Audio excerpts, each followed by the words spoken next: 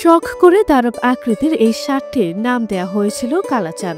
দেহের পুরোটাই কালো রঙে আচ্ছন্ন আর মাথায় সাদা মুকুট। দেখতে নাদুস নুদুস হলেও চোখের চাহনিতে যেন আগুন ঝরে তার।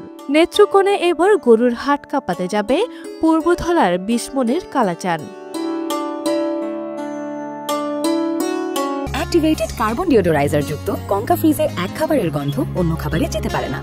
এই কালাচানের যত রাগই উঠুক না কেন, আম্বিয়া খাতুন হাত বুলিয়ে দিলে সঙ্গে সঙ্গে পানি হয়ে যায় তার সব রাগ। প্রায় ২০ মণ ওজনের কালাচানকে খুব সহজেই পালন করে যাচ্ছেন আম্বিয়া খাতুন ও রেজাউল দম্পতি। আমার দেখা মতো এটা নেত্রকোনা জেলা পূর্বধলা উপজেলার মধ্যে সবচাইতে বড় গরু। কালারটা অনেক সুন্দর, নাম কালাচান। আমার মনে হয় এই ঈদে পূর্বধলা উপজেলার মধ্যে পূর্বধলা বাজার এটাই সবচেয়ে বড় গরু। আমি চাইতাছি যে এই গরুটা বিক্রি দেব, পূর্বধলা কমে বেশে খুব কষ্ট করে ফালছি গরুটা। তবে রেজাউল দম্পতি কালাচানকে লালন পালন করলেও তারা গরুটির আসল মালিক নয়। ষাঁড়টির আসল মালিক নেত্রকোণা জেলার পূর্বধলা উপজেলার খলিশাউল ইউনিয়নের ইউপি সদস্য কামাল উদ্দিনের।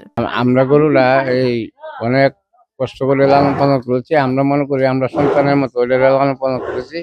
তাই আমরা চাচ্ছি এই কালাচানরে এই রমজান ঈদে কুরবানি ঈদে আমরা ভালো একটা দাম পাইলে আমরা এই যে হেমিদিলে আছে এটা খুব উপকৃত হইব আর কি। জানা যায় ৪ বছর আগে শখের বসে ৭৫,০০০ টাকায় ষাঁড় গরুটি কেনেন স্থানীয় বাজার থেকে। গার্ডেন ফ্রেশ টেকনোলজির কঙ্কা ফ্রিজে ১৪ দিনেরও বেশি সময় খাবার থাকে ফ্রেশ।